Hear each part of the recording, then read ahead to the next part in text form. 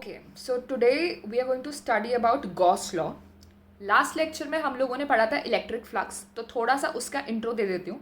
Electric flux को हम denote करते थे फाई से, एंड इलेक्ट्रिक फ्लक्स होता क्या था? It was number of electric field lines passing through an area. ठीक है, इसका फॉर्मूला होता था E dot A, electric field into A. And last lecture में मैंने बताया था कि जो एरिया है वो एक वेक्टर क्वांटिटी होता है. ठीक है, या तो ई डॉट ए, या फिर अगर हम छोटे छोटे सर्फेसेस लेते हैं और उनका समेशन करते हैं, या फिर उनका बहुत छोटे एरियाज होते हैं, तो मैंने बताया था कि ई डॉट डी एस का समेशन हो जाता है फाई. एंड जब आपका ये D S it tends to zero, मतलब हम बहुत ही छोटे छोटे एरियाज लेते हैं, उस केस में हम लिखते हैं phi is equal to integration of E dot D S. ठीक है, ये लेते थे हम. क्लियर है? ओके, तो अब गॉस लॉ का स्टेटमेंट पढ़ने से पहले हम ये देखते हैं कि गॉस लॉ की ज़रूरत क्यों है, हम क्यों इसको यूज़ करेंगे. ठीक है, तो it gives us an easy method to find electric field in complicated cases such as in continuous charge distribution. Continuous charge distribution क्या होता है? जब भी हमने अभी तक जितने भी चार्जेस के बारे में पढ़ा है, इस तरीके से पढ़ा है कि एक ट्राइंगल है, यहाँ पर पॉइंट चार्जेस रखे हुए हैं अलग अलग तरीके से, तो डिस्क्रीट वेरिएशन है. हम पॉइंट आउट करके बता सकते हैं अच्छा यहीं पर चार्ज है, इसके अलावा कहीं पर चार्ज नहीं है. बट कंटिन्यूस में क्या होता है? ये पूरी जगह हर जगह फैला होता है. ठीक है, ये एक लिया, यहाँ पर पूरी हर जगह चार्ज है. तो इस केस में तुम ये फॉर्मूला, अगर हमें इलेक्ट्रिक फील्ड फाइंड आउट करना है, तो इसका जो नॉर्मल फॉर्मूला होता है के क्यू अपॉन आर स्क्वायर या फिर एफ अपॉन क्यू, ये फॉर्मूला हम डायरेक्टली नहीं लगा सकते, क्योंकि यहाँ पर जो क्यू यूज हम कर रहे हैं that is point charge. Clear? तो अगर हमें इलेक्ट्रिक फील्ड फाइंड आउट करनी है कंटिन्यूस चार्ज डिस्ट्रीब्यूशन में, तो हम गॉस लॉ का यूज़ करेंगे. तो इसका स्टेटमेंट बहुत ही इंटरेस्टिंग, बहुत ही इजी है. इसका स्टेटमेंट है the total electric flux over a closed surface S is 1 by epsilon times the total charge Q contained inside the surface. ये क्या बोल रहा है? अगर मैंने एक क्लोज्ड सरफेस लिया जिसका एरिया एस है, ठीक है, तब जो इलेक्ट्रिक फ्लक्स होगा, यानी जो integration E dot D S होगा, उसको हम डायरेक्टली क्या लिख सकते हैं? 1 by epsilon times the total charge enclosed in this surface. ठीक है, तो ये आपका सपोज ये सरफेस है, यहाँ पर चार्ज रखा है आपका क्यू. तो अगर मुझे बताना है कि इस सरफेस का इलेक्ट्रिक फ्लक्स कितना होगा, तो डायरेक्टली तुम क्या लिख सकते हो? फ्लक्स हो जाएगा Q upon epsilon naught. Flux यानी integration E dot D S, वो कितना हो जाएगा? Q upon epsilon naught. तो क्या करना है? सिर्फ तुम्हें उस गिवन सरफेस में टोटल इनक्लोज चार्ज देखना है, दैट्स इट. ठीक है, क्लियर है ये बात? ओके, तो अब हम इसका प्रूफ देखते हैं. Proof of statement. अब हमें देखो, जब भी हम गॉस थ्योरम लगाएंगे कि phi is equals to Q upon epsilon naught, ये तभी हम लगा सकते हैं जब हमारे पास एक क्लोज्ड सरफेस हो. याद रखना, this theorem, this law can be applied only when your surface is closed. Clear है? तो अब इसका प्रूफ करने के लिए हम कोई भी एक क्लोज सरफेस ले लेते हैं, कोई भी, द सिंपलेस्ट बीइंग स्फीयर. तो हम एक स्फीयर ले लेते हैं. तो स्फीयर के लिए हम क्या प्रूफ करना चाहते हैं कि जो इसका फ्लक्स होगा that is integration E dot D S, it will come out to be Q upon epsilon naught, ये आएगा. ठीक है, ऑलराइट. अब स्फीयर क्यों चूज किया ये अभी पता चल जाएगा. तो देखो, ये स्फीयर है, ये हम एरिया ले रहे हैं. जब एरिया वेक्टर ड्रॉ करते हो, एरिया वेक्टर ड्रॉ करने का तरीका है वो perpendicular to the plane and outward direction में ड्रॉ होता है. तो ये इसका डायरेक्शन होगा. एंड इलेक्ट्रिक फील्ड इस तरीके से आती है, मतलब बेसिकली इलेक्ट्रिक फील्ड और जो आपका एरिया वेक्टर है उसका डायरेक्शन सेम है. ठीक है, इसका मतलब थीटा 0 होगा, ये आगे यूज आएगा. ऑलराइट, तो स्फीयर हम इसीलिए सिलेक्ट कर रहे हैं. Okay, now consider a plus q point charge placed at the center of sphere of radius r. ये स्फीयर लिया है, इसके सेंटर पर हमने क्या रख दिया? एक चार्ज रख दिया q. ठीक है, now electric field at any point p on the surface is given bye. p एक पॉइंट ले लिया हमने सर्फेस ऑफ द स्फीयर पे, अगर ये डिस्टेंस r है, तो क्या इलेक्ट्रिक फील्ड बता सकते हो at point p because of q? हमें पता है इलेक्ट्रिक फील्ड का फॉर्मूला क्या होता है? के क्यू अपॉन आर स्क्वायर होता है. क्लियर है? तो इलेक्ट्रिक फील्ड कितनी आ गई? K Q upon R square and R vector is the direction. ठीक है, now flux through the close surface that is the spherical surface which is known as Gaussian surface. Very important. देखो Gauss theorem हम close surface के लिए apply करते हैं, तो जो भी आप क्लोज सरफेस ले रहे हो उसको हम गॉसियन सरफेस बोलते हैं, ठीक है। अभी ये आगे यूज आएगा, as of now just remember the name, okay.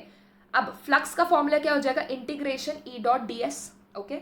E is parallel to D S ना, अभी हमने देखा कि स्फीयर में जो ई है, ई का डायरेक्शन और डी एस का डायरेक्शन सेम है, मतलब जो उनके बीच का एंगल इट इज जीरो, तो क्या हो जाएगा यहाँ पे, flux would be E D S, okay.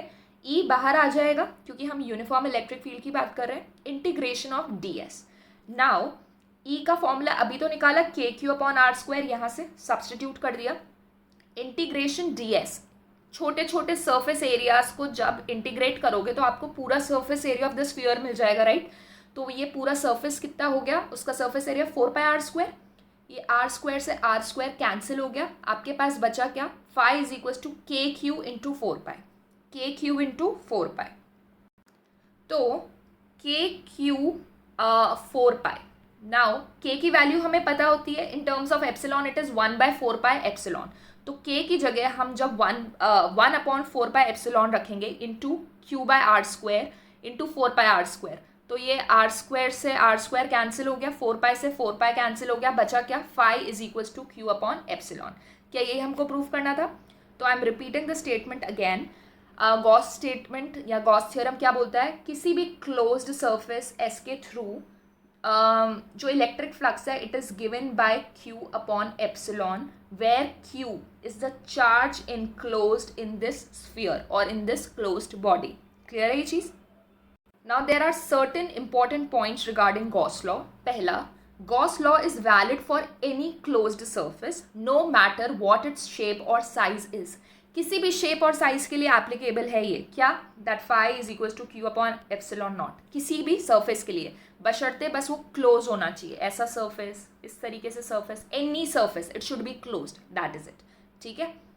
Next point, the term q on the right side of the Gauss law includes the algebraic sum of all the charges enclosed by the surface. The charges may be located anywhere inside the surface. अब ये जो phi is equals to q upon epsilon naught हमने लिखा, तो जो right hand side पे ये q है, ये q क्या है, ये algebraic sum है of the total charges जो सरफेस के अंदर है, अंदर। जैसे फॉर एग्जाम्पल ये क्लोज्ड सरफेस है, यहाँ पर दो चार्जेस हैं आपके, +2q एंड -q, तो टोटल चार्ज कितना हुआ, q। तो जब फॉर्मूला लगाओगे phi equals to Q upon epsilon naught, तो उधर चार्ज की जगह क्या रखोगे, क्यू रखोगे, ठीक है। इन दिस केस ये एक सरफेस है, इसके अंदर +q है, बाहर +q और +2q है। अगेन जो टोटल चार्ज होगा वो सिर्फ और सिर्फ ये वाला +q होगा, because we are talking about charge enclosed. बाहर कितना चार्ज है वी डोंट केयर, सिर्फ अंदर चार्ज, सरफेस पे भी चार्ज नहीं, सिर्फ अंदर चार्ज, ठीक है। The surface we choose for application of Gauss law is called Gaussian surface. अभी बता दिया मैंने आपको, जो भी closed surface आप लोगे उसको क्या बोलेंगे, Gaussian surface. Next, Gauss law is based on inverse square dependence on distance contained in Coulomb's law. अब देखो बेसिकली फ्लक्स क्या होता है आपका, E डॉट A आता है, और E क्या आता है, this is force upon Q, ठीक है, फोर्स अपॉन चार्ज होता है, और ये फोर्स की वैल्यू आप क्या लिखते हो, K Q1 Q2 upon R square. ये फोर्स की जगह क्या लिखते हो, K Q1 Q2 upon R square, Coulomb's law से। तो बेसिकली ये जो भी रिजल्ट आपका गॉस लॉ से आया है, it is using this force का फॉर्मूला, कूलम्स लॉ वाला फॉर्मूला, दैट इज इट, ठीक है, not very important. Next, if there is a medium around the charge in the closed surface, the Gauss law can be written as phi is equals to integration E dot ds 1 upon epsilon naught epsilon r q enclosed. अभी तक formula क्या लिखा मैंने, q upon epsilon naught, this is when you are talking about free space. लेकिन अगर कोई medium आ गया तो इसमें क्या आ जाएगा, एप्सिलॉन आर भी आ जाएगा। बेसिकली q अपॉन एप्सिलॉन होता है, phi is equal to q upon epsilon होता है इसका actual formula. If you are talking about free space, यहाँ पे एप्सिलॉन नॉट आ जाएगा। अगर कोई और मीडियम से सराउंडेड है वो आपका क्लोज सर्फेस, तो यहाँ पर एप्सिलॉन आर आ जाएगा, where epsilon R is relative permittivity. Clear है ये बात, ठीक है। Now, with medium, the flux through a closed surface decreases. जैसे आप मीडियम चेंज करोगे जो फ्लक्स है वो डिक्रीज होगा, obviously. See phi is equal to 1 upon epsilon naught into Q, right. अब अगर कोई और मीडियम है तो एप्सिलॉन नॉट के साथ इधर एप्सिलॉन आर भी आ जाएगा, and we know epsilon R की वैल्यू इज ग्रेटर देन 1, ठीक है, हर मीडियम के लिए। तो अगर ये क्वांटिटी ग्रेटर देन 1 हो गई तो ये ओवरऑल क्वांटिटी तो less than the previous quantity हो जाएगी। इसका मतलब फाई यानी फ्लक्स डिक्रीज हो जाएगा as we change the medium. Clear? Now we'll do certain very easy questions based on Gauss law. पहला, a sphere S1 of radius R1 encloses a total charge Q. ठीक है, if there is another concentric sphere S2 of radius R2 such that R2 is greater than R1 and there is no charge between S1 and S2, find ratio of flux through them. ठीक है, एक surface है S1, उसके अंदर रखा हुआ है charge capital Q, उसके बाद एक कोसेंट्रिक स्फीयर है, ठीक है, सर्कल या स्फीयर जो भी लिखा हुआ है वैसे स्फीयर, उसका रेडियस है R2, उसको बोला है S2, और यहाँ ये वाले रीजन में कोई भी चार्ज नहीं रखा हुआ है। We need to calculate the flux through them. ठीक है, अब देखो बहुत इजी सी बात है, अगर मुझे S1 के थ्रू फ्लक्स कैलकुलेट करना है तो वो होगा चार्ज इनक्लोज्ड अपॉन एप्सिलॉन। ठीक है, अब मुझे बताओ चार्ज कितना है, चार्ज इज कैपिटल Q, तो वो हो गया capital Q upon epsilon not. ठीक है, ये हो गया S1 के थ्रू। अगर मैं अब S2 के थ्रू बात करूं, S2 के थ्रू भी होगा charge enclosed upon epsilon not. ठीक है, चार्ज एनक्लोज्ड इसमें भी कैपिटल Q ही है ना टोटल, क्योंकि यहाँ पे तो कोई चार्ज रखा ही नहीं हुआ, यहाँ पर चार्ज कैपिटल Q है, तो ओवरऑल चार्ज एनक्लोज्ड, ये क्या लिखते हैं हम, चार्ज एनक्लोज्ड, वो कितना है capital Q upon epsilon naught. तो बेसिकली जो दोनों का फ्लक्स है वो सेम है, इसका मतलब उनका रेशियो इज 1। क्लियर है ये बात? देखो इसको प्रॉपर्ली भी सॉल्व भी किया हुआ है। S1 के थ्रू φ1 ले लेते हैं, 1 by epsilon not Q enclosed. Q enclosed कितना है, Q ही है, तो ये हो गया Q upon epsilon not. S2 के लिए φ2 कितना हो गया, 1 upon epsilon not Q enclosed. अरे Q एनक्लोज्ड अभी भी कैपिटल Q ही है और कोई चार्ज है ही नहीं उसके अंदर। ठीक है, तो ये कितना हो गया, सेम, तो इनका रेशियो इज 1। क्लियर है? Next, in the above case, if 2Q charge is placed between S1 and S2, find ratio of flux between them. Okay? तो अब क्या कर दिया है, पहले सिर्फ S1 के अंदर Q था और S1 S2 के बीच में कुछ भी नहीं था। अब S1 और S2 के बीच में यानी इस रीजन में 2Q चार्ज और प्लेस कर दिया गया है, तो हमें रेशियो निकालना है ऑफ द फ्लक्स।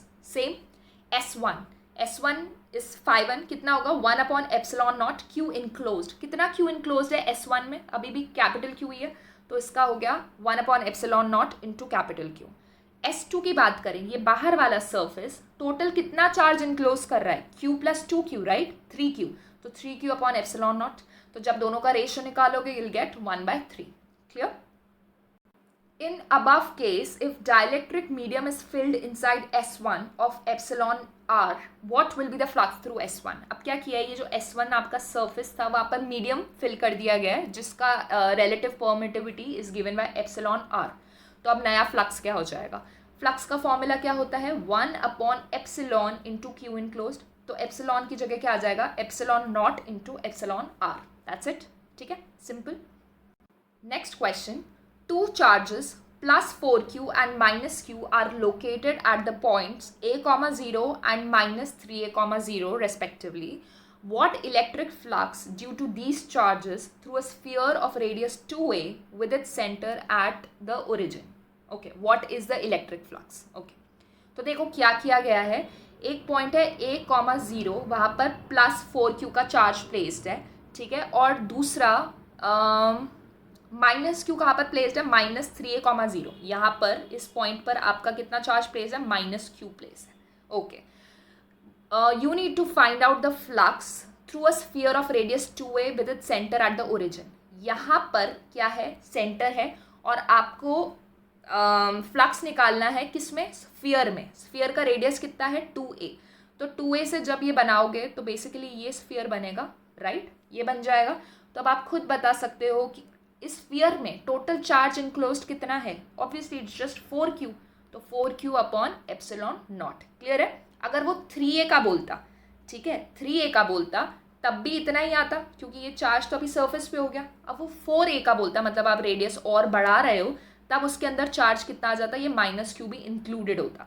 तो समझ में आ रहा है कि जैसे जैसे स्फीयर आपका जो सरफेस से चेंज होता जाएगा उसके अकॉर्डिंग आपको देखना है कि अंदर कितना चार्ज इनक्लोज्ड है। ओके, नेक्स्ट केस है, minus 3Q is placed at a, 0 and plus 2Q is placed at 4a, 0 respectively.